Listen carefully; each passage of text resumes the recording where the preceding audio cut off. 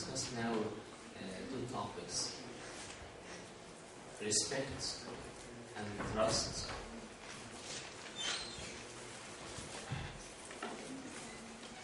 Discuss respect and trust.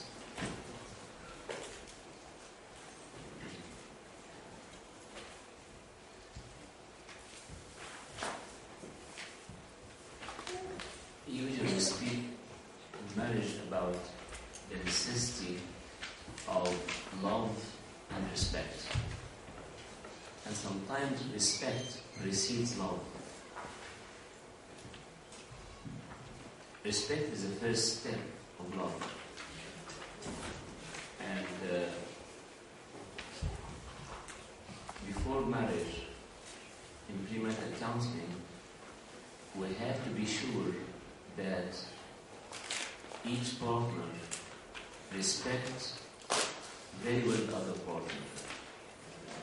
He or she is proud of being with the other partner.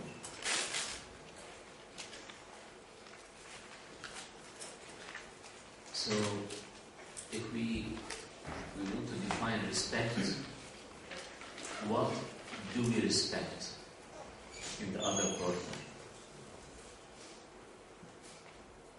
And respect also will include the in-laws.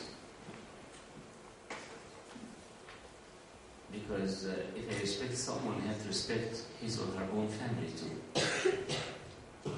Or else, I have no need to marry that person. If I want only to marry someone away from his or her family, it's wrong. So, if I want to respect someone, I have to respect abilities and inabilities of that person. Abilities and inabilities, including the physical abilities and inabilities. Say someone in a wheelchair, someone who has serious disease. And we have seen certain marriages before the wedding. One partner discovered that the other partner has cancer, which is disseminated all over the body. And he insisted to continue with the marriage. I have seen someone also, his partner, she was in the hospital with malignant brain tumor. And he insisted to go for marriage. And still now, I don't know, because of their prayer or because of their love. This was 5 or 6 years ago. And she went to the hospital twice to remove the tumor. But he respects her so much. And he loves her as well.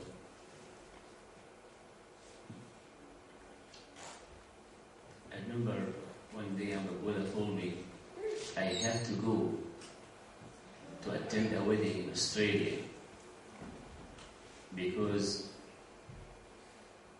one of the two had malignancy all over the body, and still the other partner is insisting to continue with the marriage. So I have to respect the physical abilities and inabilities of the body, of the other partner. Number 2, in the abilities and inabilities, the psycho-emotional abilities and inabilities. If partner is unable to express feelings,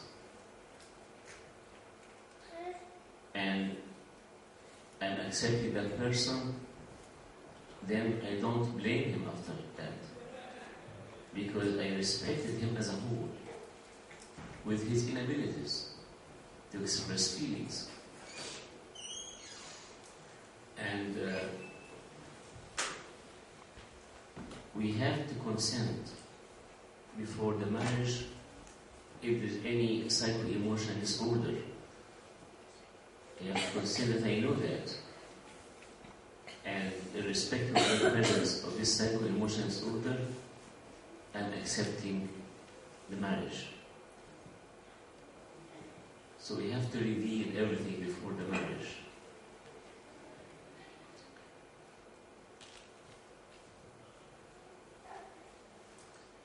Intellectual or mental abilities or inabilities.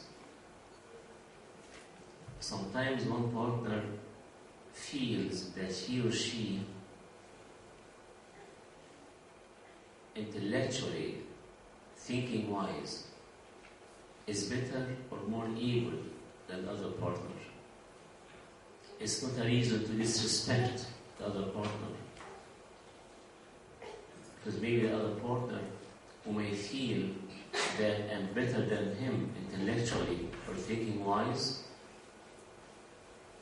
he is better than me or she's better than me spiritually or in other abilities. So the physical, the intellectual and mental, the psycho-emotional, the financial, and the spiritual. In financial, so many respect wealth, and sometimes financial ranking between families is a reason for disrespect, because financially and socially is important to some families.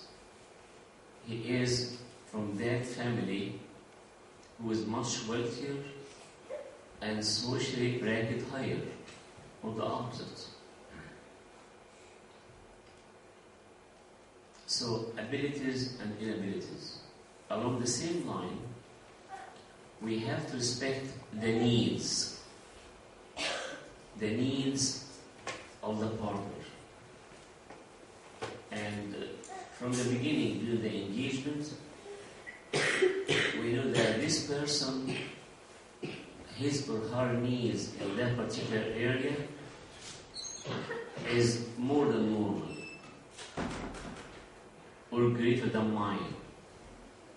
I have to respect that need.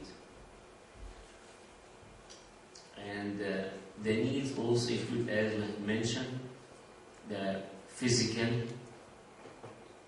the intellectual, the psycho-emotional, social, financial, and spiritual. What do respect also in the other partner? I have to respect his freedom to express an opinion. I have to respect the opinion of the other partner. He or she has the right to express his or her opinion. It's not my word which always right. I have to respect also his or her space. Not only the freedom to express, but the freedom to have a space. Whatever she or he wants to do, I have to respect the belonging of the other partner, not to destroy it. Say, he has a good collection of books, or antiques, or whatever. Maybe not that valuable regarding money, but it has a sentimental value. I have to respect the belonging of my partner. It's part of him or part of her. I have to respect the career or job he or she is doing. It's part of him or her. If I will not respect what he or she is doing, better not to marry.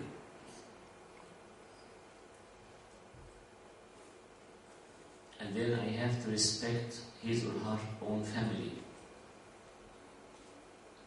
I give you certain issues about respect. What do I have to respect in other partner? Maybe from the critical issues respecting the family or the in-laws. Because the extended family has its own problems. So many younger generation, they think, I will take the person away from his or her family and will live far away. So why do you think of the family? The one I am marrying is part of that family. Even if she hates or he hates his or her own family,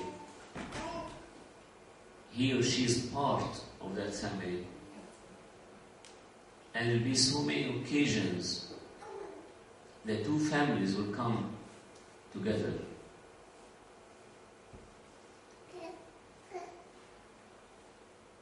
What to respect in the in-laws? I have to know an idea about my in-laws and respect this information, and then how to make the relationship better with them.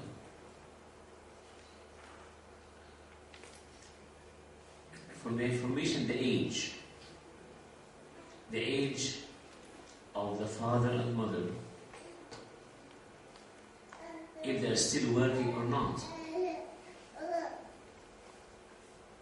Certain characters for my father or my mother-in-law, and the one who will tell me that is my partner about his or her parents. Certain traditions in the family, certain habits in the family, I had to be introduced, because everybody has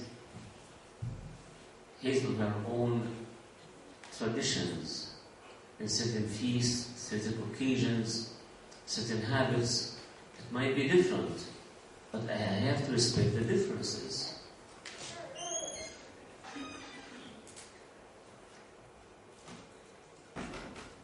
I have to be introduced also to the needs of my parents-in-law.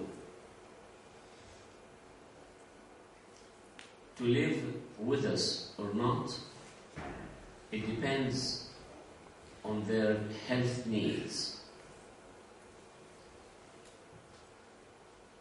From my respect to the in-laws, I prefer for their dignity to have their own place, which might be closer to our house or where we are going to live, to take care of them. But I prefer for them to have their own place, which I could furnish for them according to their own taste. We could pay for them the rent, support them financially, but let them feel their own dignity.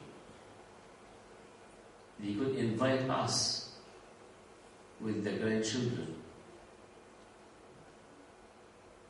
Maybe they will feel their own freedom in a flat or apartment than to take one room in the house. Some homes, they have in-law suites, which are built in the backyard or the basement prepared for the in-laws to live in, with a special entry, and totally separated from the house, and prepared to be like a flat, so the investor could come and go without entering the house. For me, this is very important for their freedom and dignity. Unless one of the two parents is extremely ill and he or she prefers to live with a new couple, and the two partners accept that,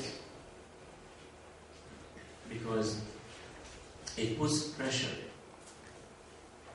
it puts certain pressure on one of the two partners if one of the in-laws will live with them.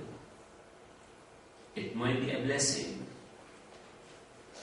to take care that close with one of the in-laws, but I'm saying it puts certain pressure on the family, the nuclear family. And the son or daughter of those parents will be always in between what the parents are doing and his or her spouse.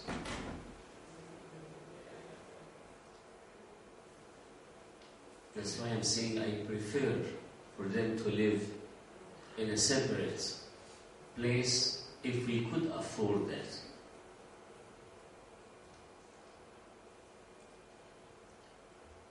Sometimes the needs, the health needs of some of the parents need to be in a nursing home.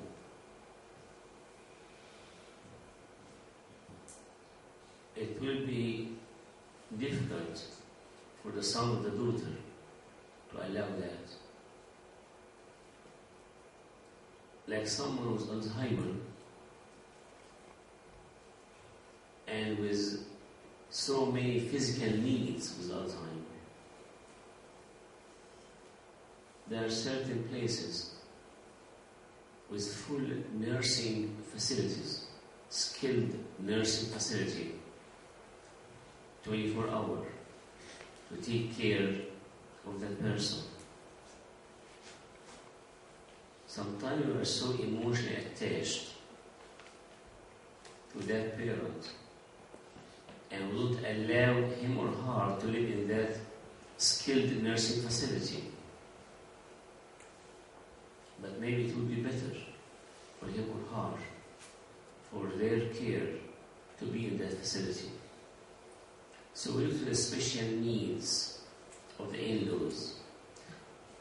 Also their expectations. Maybe they expect that we have to live very close to them. If someone from US is married to someone in Europe, or someone from Australia is married to someone in Europe, where are they going to live? In Australia, US, or Europe? All these must be discussed during the engagement. The in-laws usually prefer their own daughter or son to live close to them. This is their expectation. And maybe they're expecting also certain status of the home for their daughter to live in. Not a flat, but a home, a house. from the beginning. From their expectation also, the visitation, we have to visit them, maybe every weekend, in the feasts, to spend some time with our vacation, or take them with us in the vacation. Maybe it's funny, but I remember a new couple in their honeymoon. They invited the two sets of in-laws.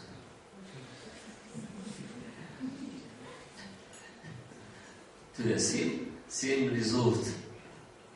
On one side, the parents with this, and the other side.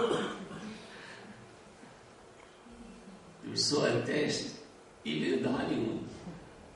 So spending vacations, if he can't afford financially, maybe we'll invite them with us to spend some vacation. It depends on the acceptance and respect of my partner. Because maybe their expectation that they are going to accompany us everywhere we go. Also, maybe their expectation is to honor whatever they say from opinions.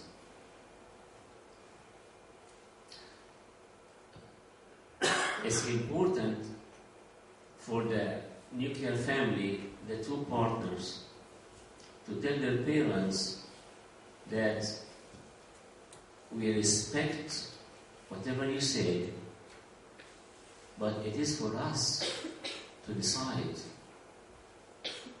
Which means whatever you say might be a good suggestion,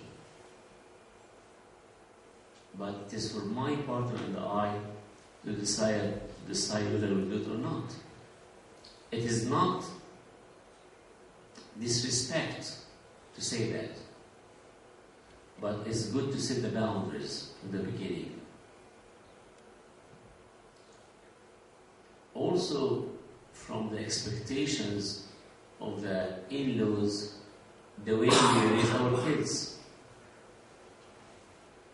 They know that, or it is in their mind that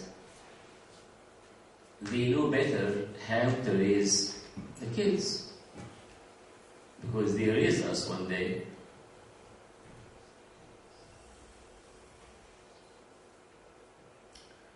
But this area is very critical. Maybe I will leave my son or my daughter with them to take care of them. And it's better to give my parents the guidelines, the way we are disciplining our own children. At the time they are staying with them. Because usually their parents are very kind and are very compassionate, and they could pass or accept some of the behaviors of their grandchildren. They spoil them, and it will be an issue which might raise conflicts between the two partners. So expectations about raising children. To make the relationship better with the in-laws,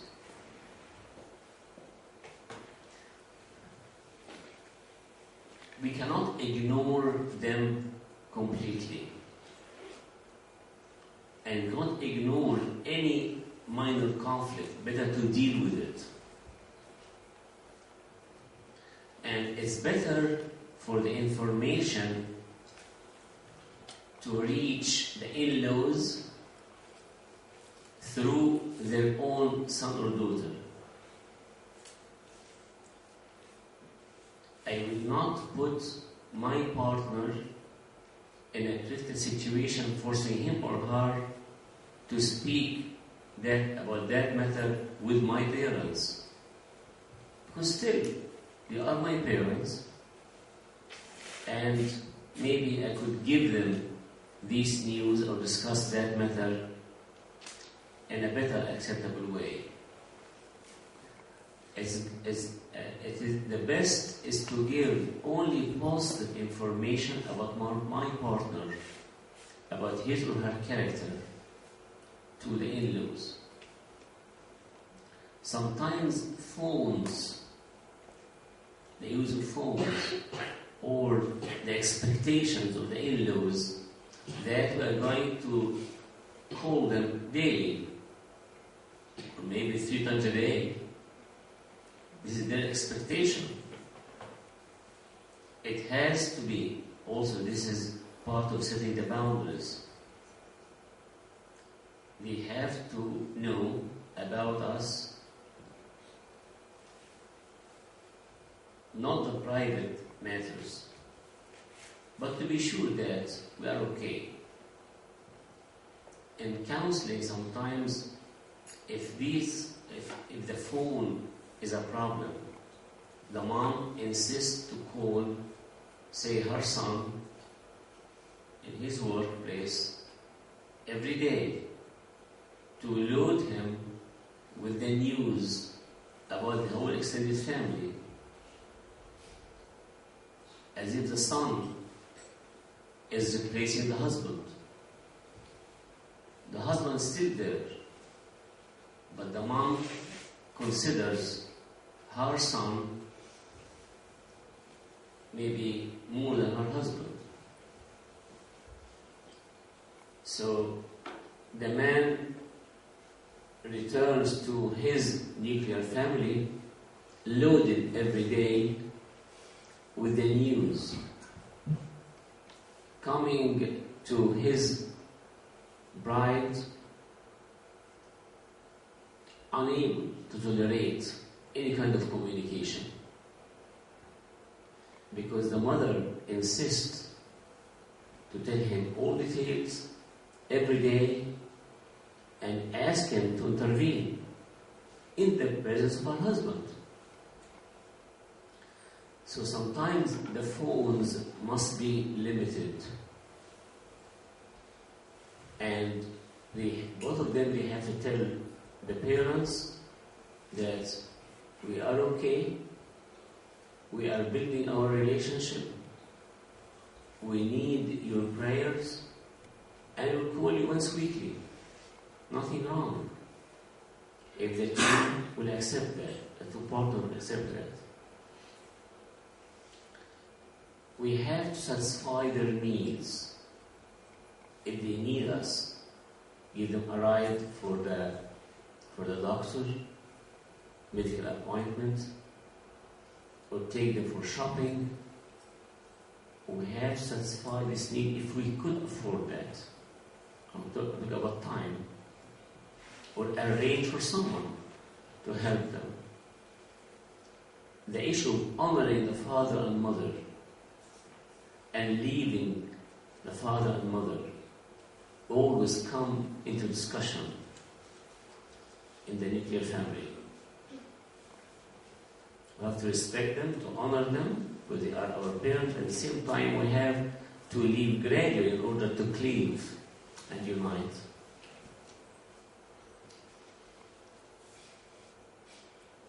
It's important for them to feel that they are important in our life. To show them their value, that they are loved and they are important.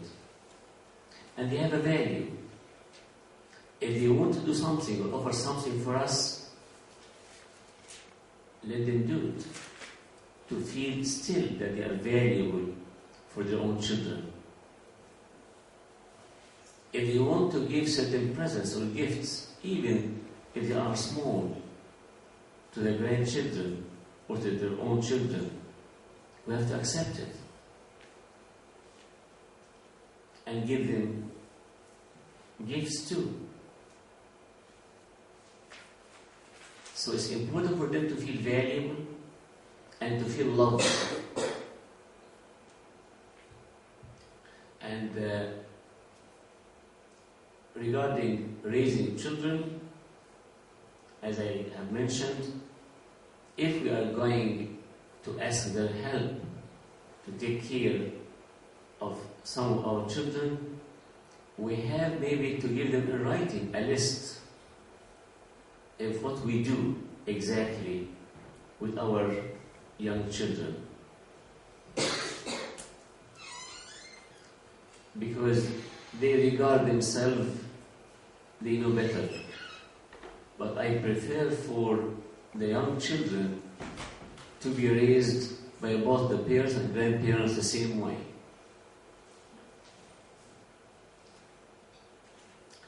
So they will feel, if they will know only positive information about their son-in-law, which I am responsible as their daughter to give them this news, they will respect their son-in-law more.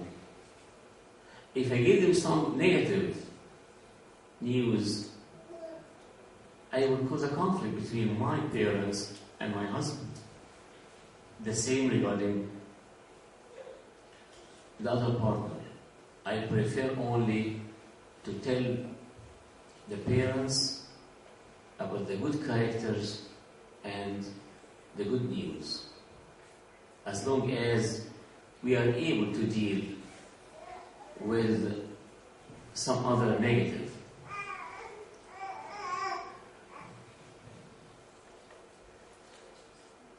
The refuge or the father of confession or the spiritual guide for the marriage, his presence is very valuable for the nuclear family, the newly formed family.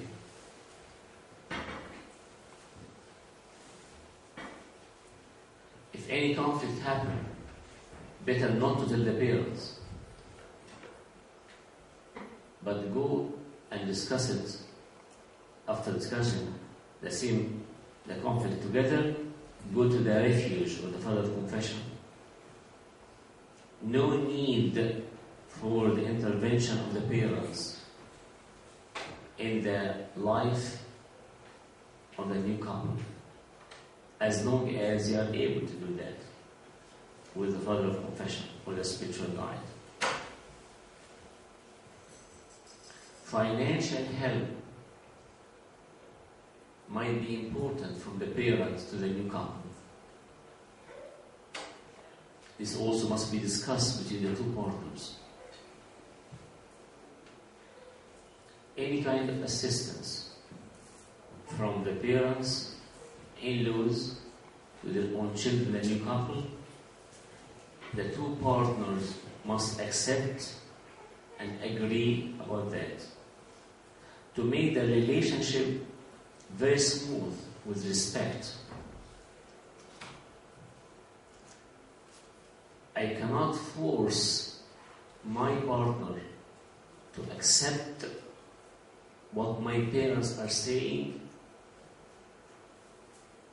even if my parents want the best for us. We have to discuss it and give our own opinion. They want to give us, say, money, but to give our children so much money, or they are going to be responsible for some responsibilities in our life. Yes, they are welcome, but if the two partners agree about that. These small details are very important in the respect and honor of the in-laws, and it made the relationship smoother, better. I'm mentioning again, please don't ignore their presence. If they're still alive, don't ignore their presence. It's wise maybe the daughter will ask her mom about a recipe in cooking, but it's not right to tell her mother about what her husband said. Maybe the daughter will not cook it in a good way, and the next day she will tell her mother my husband was, and he did not like it. And any negative remark about any partner must not reach the in-laws. And it's regarded as private.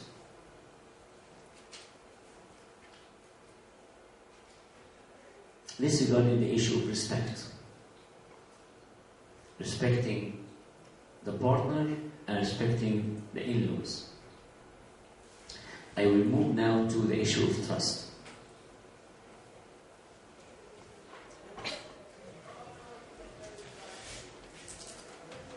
The icon for trust. See, it is number 9 presentation. What do you see in that icon? Jesus, the sacrificial lamb.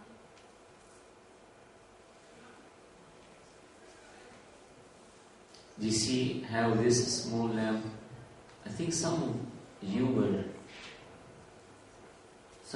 present in Cairo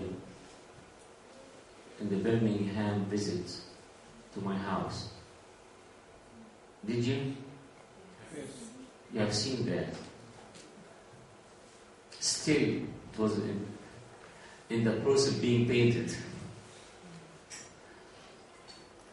And I know some of you took some pictures for that.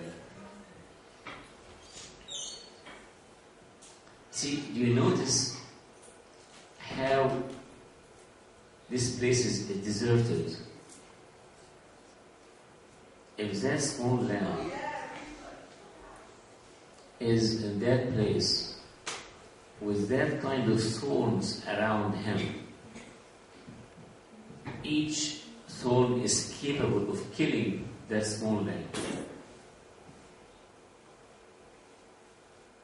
What will be the feeling of that lamb if he's alone in that place and nobody could reach him and this kind of thorns are around him?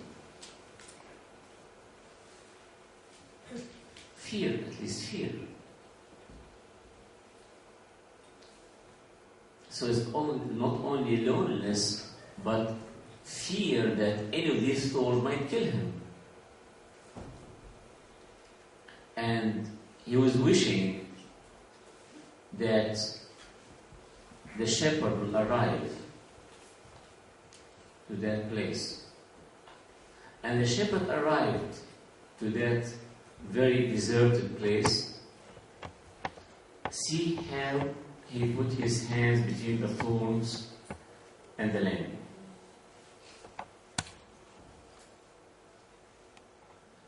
You see the blood coming out of the hands of the shepherd, much more than from the body of the lamb.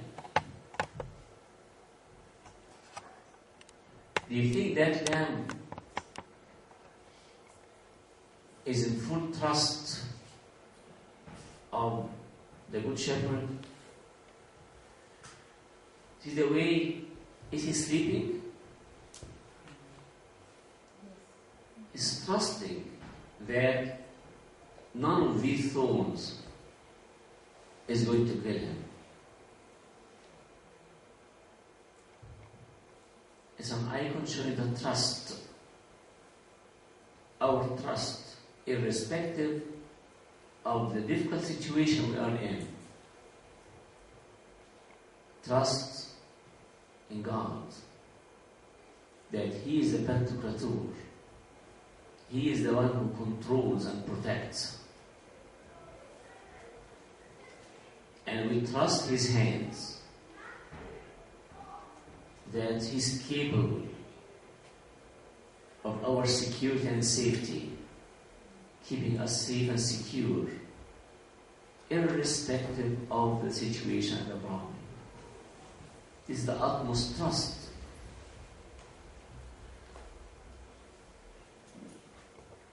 Do you see the blood in the body of the lamb?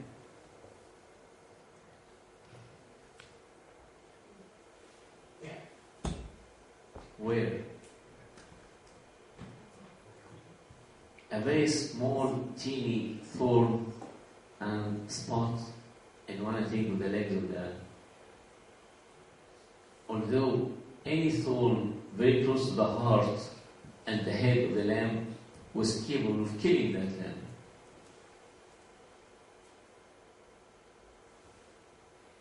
Sometimes we don't know how much God is protecting us. We cry from the pain of a small teeny thorn in the flesh, and we don't know how far and how much God is protecting us. We have to trust Him fully. He will not allow any thorn to be in the flesh unless He will put with it endurance and certain abilities and capabilities in us, because He loves us. So certain children, they develop in their early life with insecurity.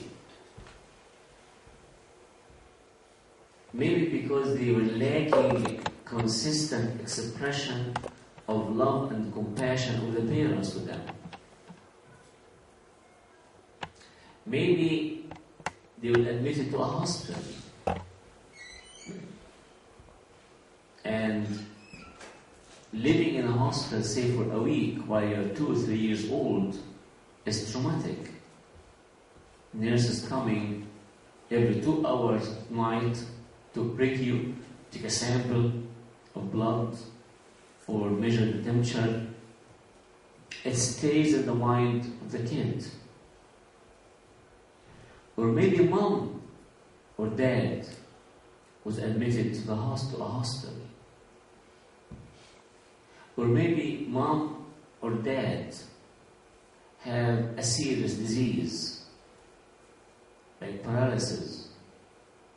And in all our childhood, we see dad or mom paralyzed.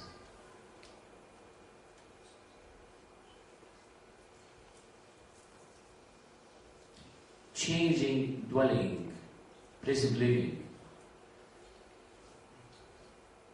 We have to change schools and friends, so more movements of the family. The youngster, it's too much. It was insecurity. Although the young children are very good to adapt themselves, but sometimes our job necessitates too much troubling, no stability. Divorce of the parents or death of one of the parents is so traumatic for young children regarding their safety and security. Sometimes we leave our young children in dorming schools at very young elementary age, so they feel abandoned by their own parents. And also it causes insecurity. The kind of daycare or babysitters, any abuse in early childhood, any kind of abuse. If one of the parents is alcoholic or with any kind of addiction, if one of the parents has any psychiatric disorder, all these affects the growing child and causes insecurity, which means he would develop doubting, not trusting fully the environment around him. Some families, they have their own habits. They don't allow their own children to be seen by anybody as a sort of protection for them.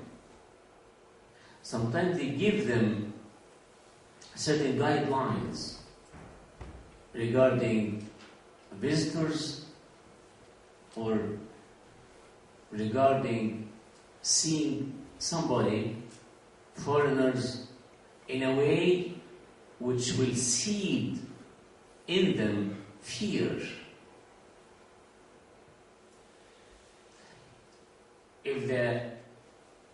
If the child will remember what was going on for him or for her, the punishment, the way we punish our children, sometimes is so traumatic. And if they will remember it, and cause for them insecurity later on in their life. I'm still discussing what could happen in childhood, which lead to insecurity, mistrust, and sometimes paranoia. We don't trust easily people around us.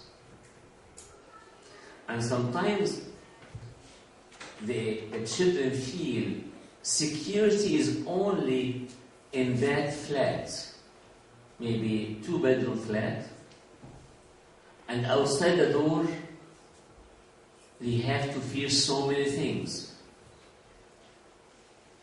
So it's not a matter of sociability or not, or social skills, but we see fears in them from going out or meeting anybody outside. And even after their marriage, and maybe traveling to any other continent, they still feel security only in that family place, the flat, small flat, in one of the apartment buildings. And they wish to go there. They are living in a big house, but the other partner, the husband or the wife, feel that he or she feels only secure if he or she will go and visit. Mostly she will go and visit that small apartment in the faraway place where they were raised. Insecurity. Insecurity leads to mistrust of what's happening around us. During engagement, how far we should be open and honest in telling information to our fiancé.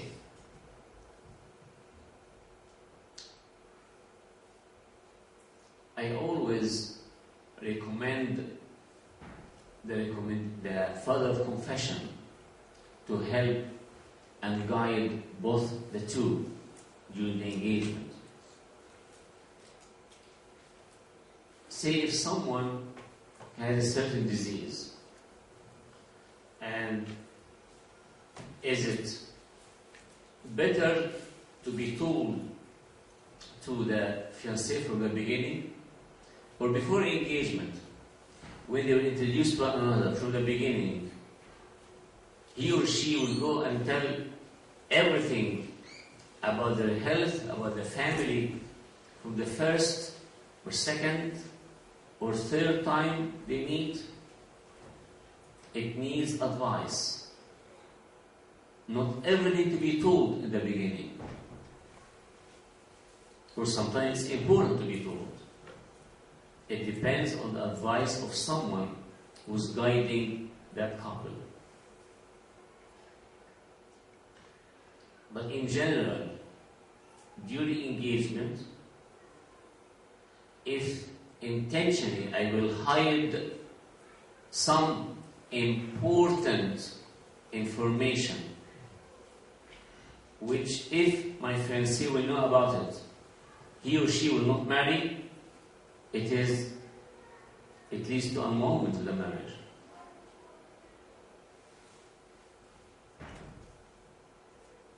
If my husband or wife wants that. So the church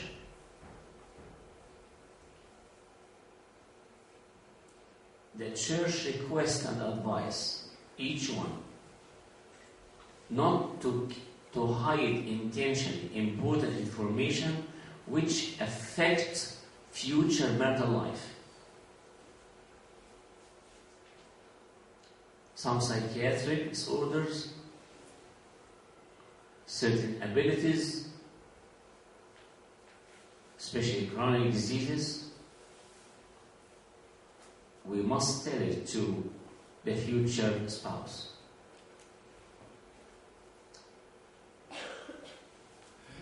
And talk about disease which could affect marital life.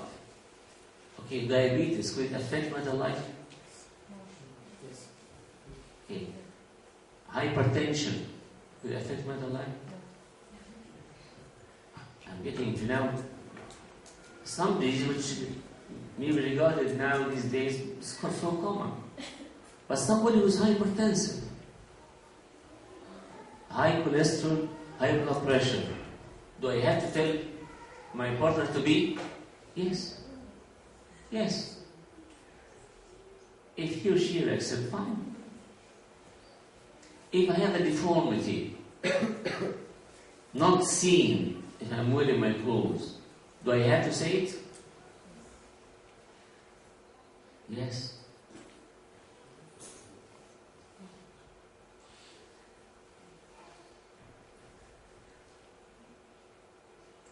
Sometimes I hide certain plans. Intentionally, I had certain plans. I remember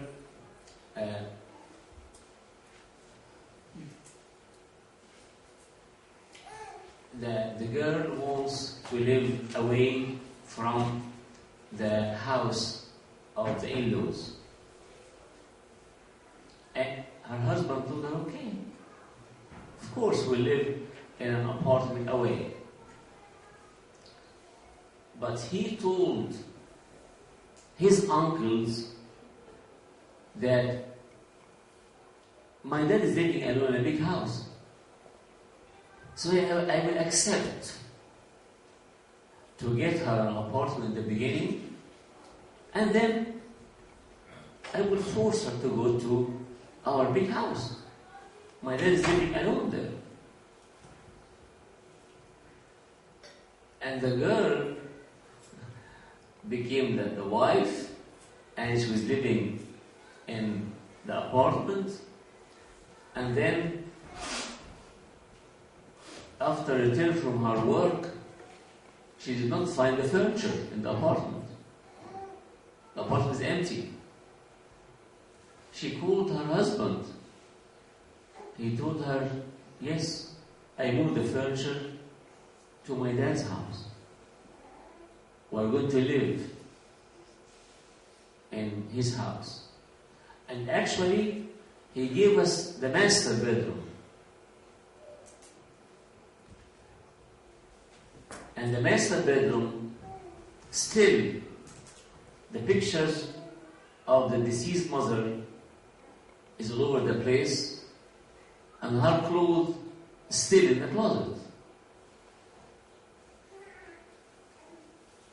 And the wife said, but this is not what we have decided before the wedding. He said, we have to do that.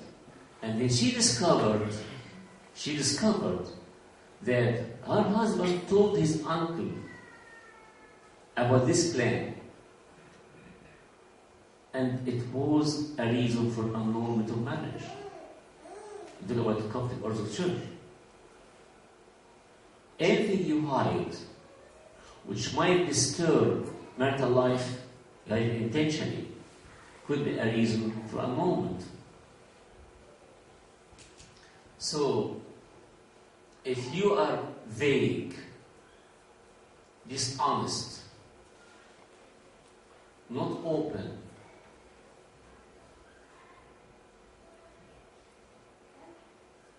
some people are compulsive liars. They lie. They can't say the truth. All this affects marital life. They come and say so many stories which all of it are lies. Some partners, they have real paranoia. And paranoia could be just a habit. It could be a personality disorder, paranoid personality disorder, or it could be schizophrenia, paranoid schizophrenia. And the main sign and symptom is mistrust. They can't trust. It's paranoia. Of course, not everyone, as I told you, mistrusting has a paranoid schizophrenia. But we find it in our marriage that certain people are always doubting because their family raised them as such. They're suspicious. They doubt. If increased paranoia, increased more personality disorder, more it could be schizophrenia. The issue of trust. If I am not trusting the Lord Jesus Christ, how could I trust anybody? To increase the trust, we must have a good relationship with our heavenly groom. Because through him, I will feel protected. I will feel that he could always protect me. Because he loves me.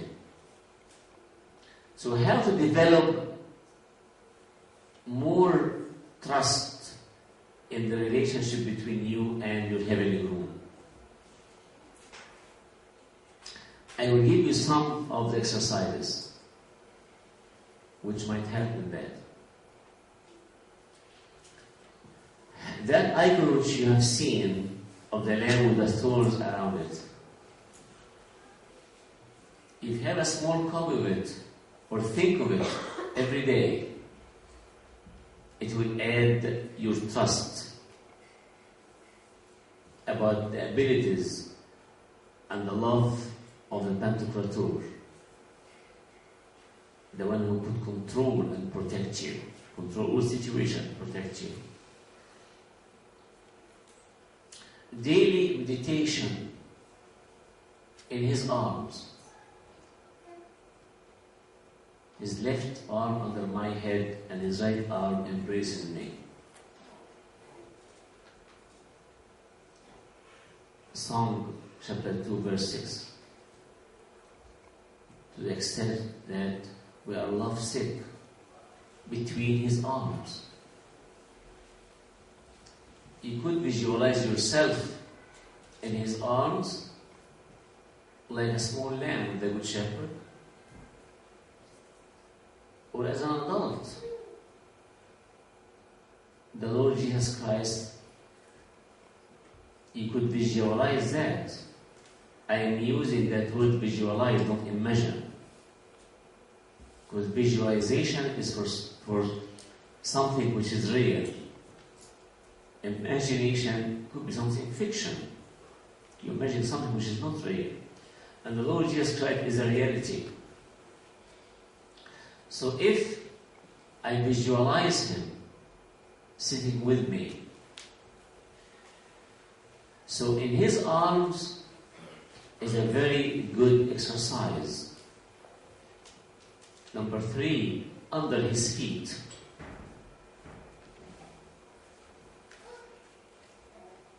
The Lord Jesus Christ is sitting say, an armchair,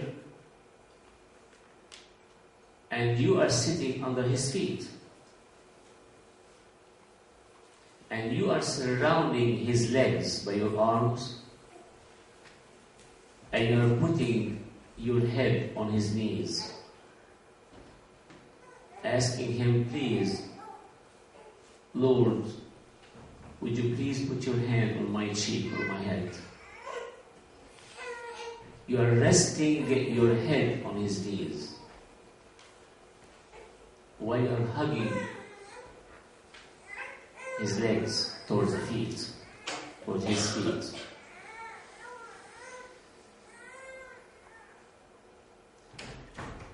I remember I said that to one of you. I cannot forget that one time somebody called me and she was extremely anxious about certain incidents happening. And over the phone, it's unwise to discuss in that level of anxiety what she wants to discuss. So I told her, would you please forget about that now, I will return to it to discuss it with you now. But just put yourself with me in that visualization. The Lord came to visit you, and He's sitting on that sofa, and you are sitting under His feet. I described for her exactly the position. And I was doing that in a very calm voice. Calm and very slow, in a very monotonous way. So I told her, now you are putting your arms around his leg and you are resting your head on his knees. Please ask him to put his kind hand on your cheek. You are feeling his kind hand on your cheek and head. And you are surrounding his legs by your arms. While I was doing that,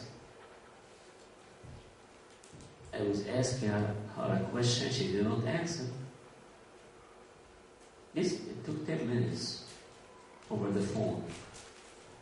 So I realized most probably she slept. The level of anxiety came so fast down. And this was the reason. This was the way. I don't want to discuss with her the reason for her anxiety. I want her to calm down. So I hung up. And when she heard the dial tone in her ear, she woke up. And she called me. I told her, did you sleep? She said, yes. Is there any need to discuss now the reason for your anxiety? She said, no. I told her, please go and enjoy that position with the Lord Jesus Christ. Go to your room and visualize that. Next day she called me and she told me, I spent 4 hours praying in that position.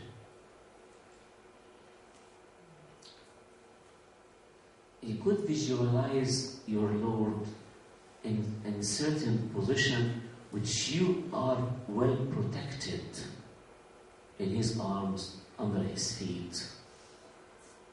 Or when He will invite you to His own chamber. Book of Songs, chapter 1, verse 4. His own chamber, where you will be alone with Him. Or He will take you in a boat, deep, deep in the lake. You and Him alone. And He's speaking to you. if you like lakes on the sea, lake, very calm water, away from the noise at the shore, you and him alone. Or he will take you by hand to a hill or a mountain, and he will sit with you. And you and him alone. Maybe angels are protecting around. You and him in a greenery, in a park. Jesus' prayer, repeated quietly. A kind of prayer. Any verse in the Bible in which you could visualize yourself with him and put yourself in that situation, visualizing yourself with the Lord Jesus Christ, alone, and He's protecting you.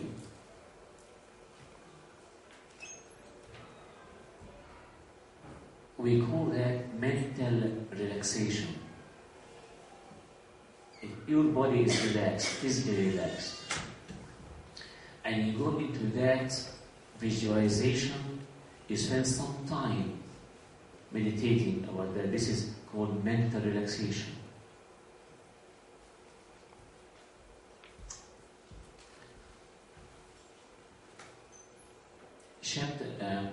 Psalm 23.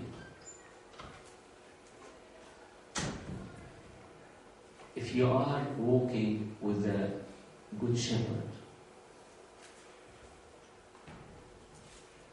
even in the valley of shadow of death, surrounded by so much dangers, you will not fear, because you are holding to Him. Repeating any psalm in which you feel protected, increase the trust between you and Him, or increase the peace and trust inside you.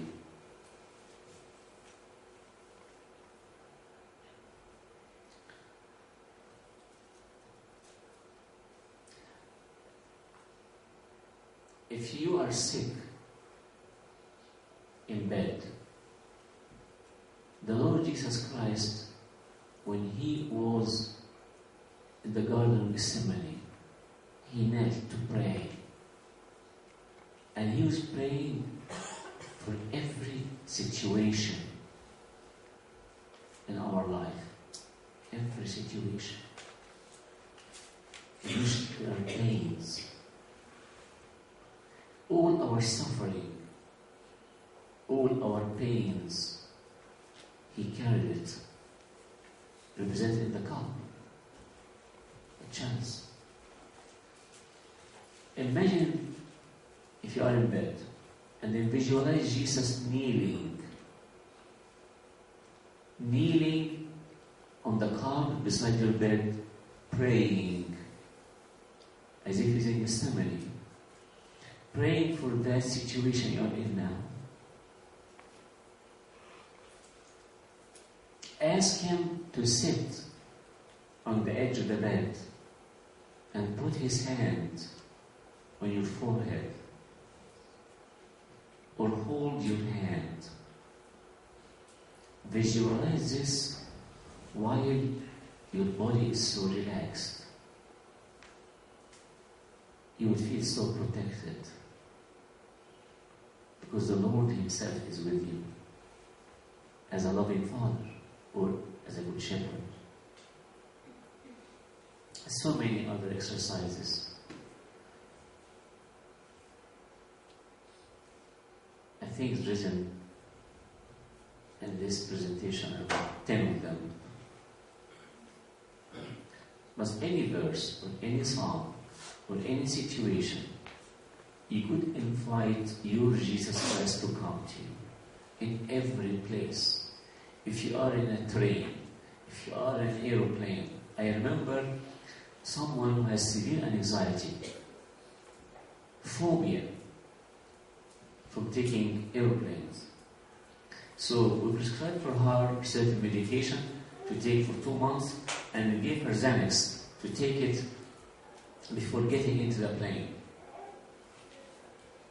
Within her desensitization, she has to take the plane to travel. Then I taught her relaxation, physical relaxation. And the Lord Jesus Christ is holding her hand while she is in the plane, her seat. She was trained to do that. She went, spent 1 month, and returned. I asked her, how many tablets of Xanax you have taken? She told me none. What happened in the plane? She said, I visualized Jesus holding me, going through the tube to my seat. I closed my eyes. I visualized him holding my hand. I became so calm, no anxiety. And the trip was 12 hours in the plane. She was able to sleep. Going for an interview, going for a test, serious test. Train yourself to visualize him walking with you. While you're studying, he's sitting close by. He will take you by hand and go for the interview or the test. Let him stand in front of you, close to the interviewer. Look at him. You will feel so relaxed, just in his presence. All these exercises train you to trust your Lord Jesus Christ. And if you are married, the more you trust Jesus Christ, the more you will trust your partner. God bless you. Any question?